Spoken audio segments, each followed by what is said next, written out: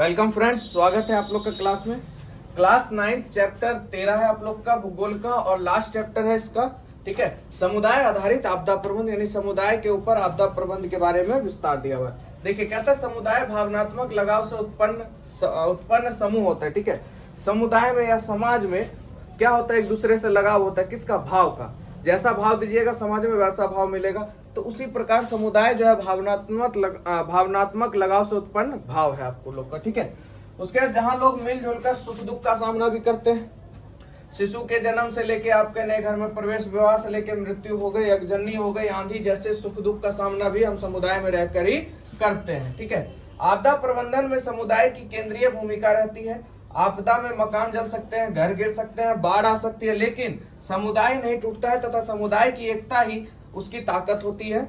आपदा प्रबंधन के लिए जो सुविधाएं उपलब्ध कराई जाती हैं उसके विवरण में तथा प्रत्येक परिवार तथा उसके लाभ को पहुंचाने में समुदाय का केंद्रीय भूमिका रहती है। अब जैसे मान लीजिए आप लोग रहते हैं, ऐसा बहुत जगह देखा होगा कि मान लीजिए जैसे कोई भी लड़का है, उसके पापा का नाम उस गांव में सब लोग जानते होंगे।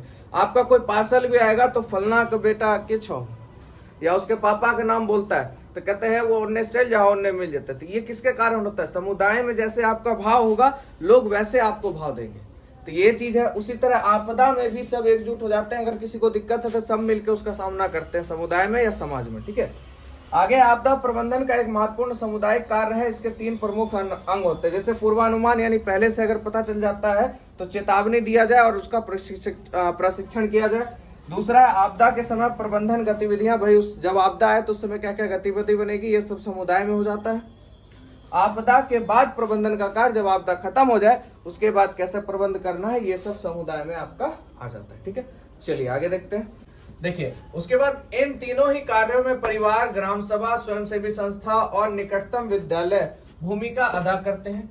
एक अकेला व्यक्ति किसी प्रकार की आपदा का सामना नहीं कर सकता, लेकिन जब वह एक से ज्यादा हो जाते हैं तो आपदा का सामना करने में आसानी होता है, क्योंकि एक लाठी भैया ऐसे ही टूट जाता है। जब 10 लाठी को एक साथ तोड़िएगा तो नहीं टूटेगा।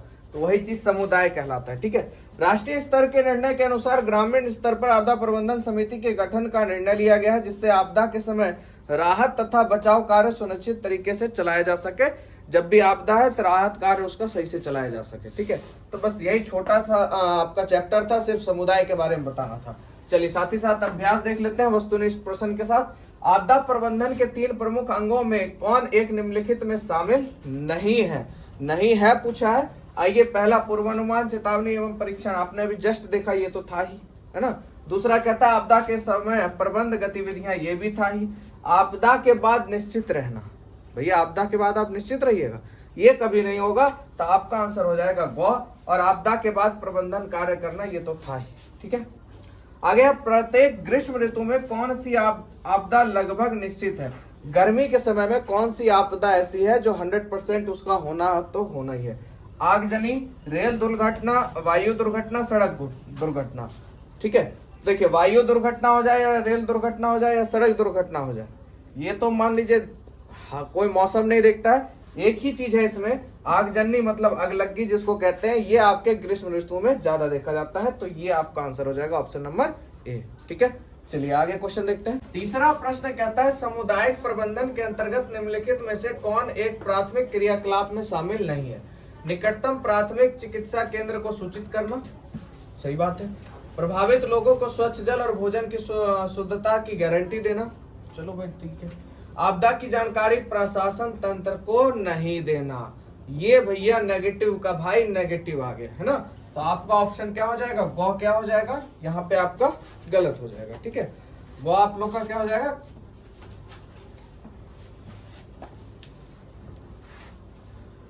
गो आप लोग का गलत हो जाएगा।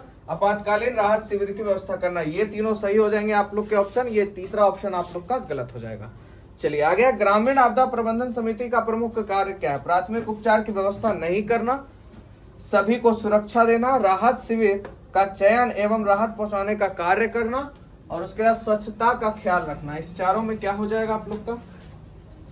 तो देखिए, देखने सब चीज बढ़िया है। प्राथमिक उपचार की व्यवस्था नहीं करना नेगेटिव हो गया, सभी को सुरक्षा देना ये भी थोड़ा ठीक है, राहत शिविर का चयन एवं राहत पहुंचाने का कार्य करना। अगर इस दोनों में देखा जाए तो ज्यादा बेटर ये ऑप्शन है, ऑप्शन नंबर आपका ग हो जाएगा। ठीक है, आगे बढ़ते हैं लघु उत्तरीय प्रश्न की। अग्निशमन दस्ता आने के पूर्व समुदाय द्वारा कौन से प्रयास किए जाना चाहिए। देखिए अग्निशमन समझते हैं, दमकल के बारे में बता रहा है। तो अग्निशमन दस्ता के आने से पूर्व समुदाय द्वारा विभिन्न निम्न प्रयास किए जाते हैं। सबसे झुलसे हुए लोगों को एक जगह ले जाकर उनका प्राथमिक उपचार करना।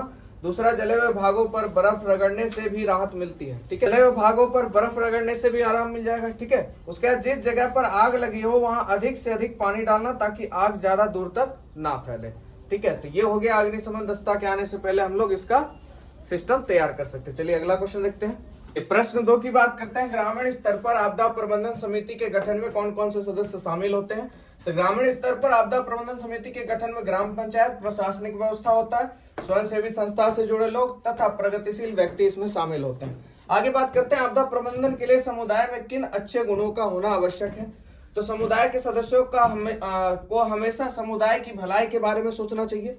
समुदाय जब सामूहिक कार्य के लिए टीम का गठन करे तो उसे अपनी टीम परिश्रमी और साहसी लोगों को ही लेना चाहिए, क्योंकि साहसी और परिश्रमी लोग ही आपदा का सामना सही ढंग से कर पाएंगे। ठीक है, आगे है समुदाय में धर्म और जात पात को लेकर कोई भेदभाव नहीं होना चाहिए।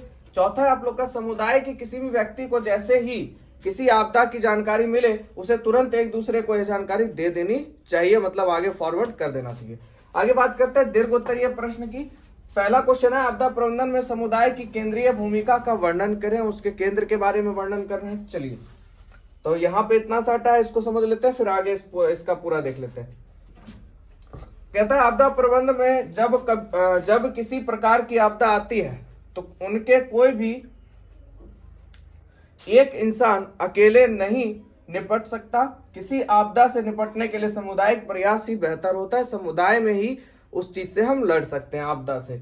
चलिए आगे देखते हैं। उसके बाद कहता है आपदा से निपटने के लिए हमें बहुत सारी आकस्मिक सुविधाएं उपलब्ध कराई जाती हैं। उन सुविधाओं का वितरण करने में समुदाय महत्वपूर्ण योगदान निभाता है। ठीक है, उसका योगदान होता है। अगर सुविधाओं को सही ढंग से वितरित नहीं किया गया तो आपदा झेलने वाले प्रत्येक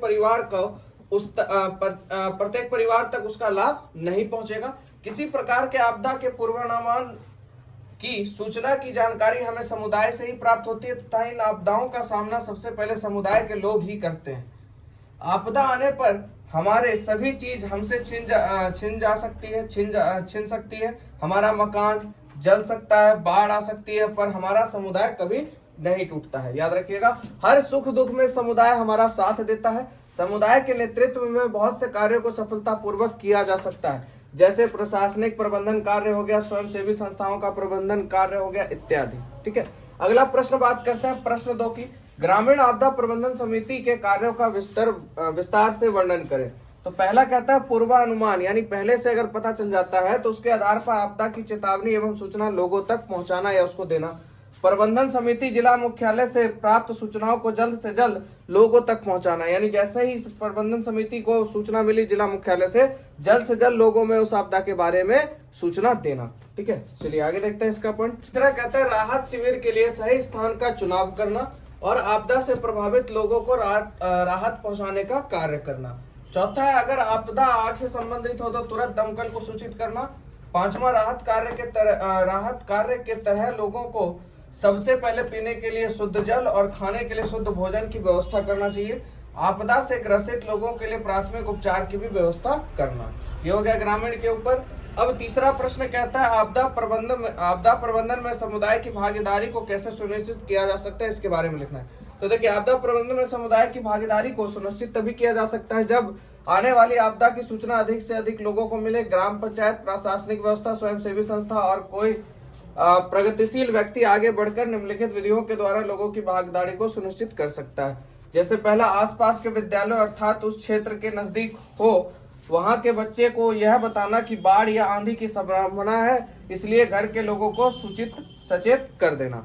मतलब बच्चे को बता दे जहां आसपास स्कूल विद्यालय है, तो बच्चे क्या करेंगे, फटाफट इस न्यूज को जल्दी से कॉपीराइट कर देंगे।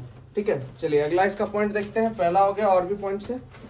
दूसरा नंबर कहता है मंदिर, मस्जिद या गिरजाघर में मानव जनित, ठीक है, या प्राकृतिक आपदाओं के बारे में बताना, और बताना उस समय यह सूचना देना चाहिए जिस समय प्रार्थना का समय हो, क्योंकि प्रार्थना के समय वहां लोगों की संख्या अधिक होगी और जानकारी अधिक से अधिक लोगों को मिल जाएगी।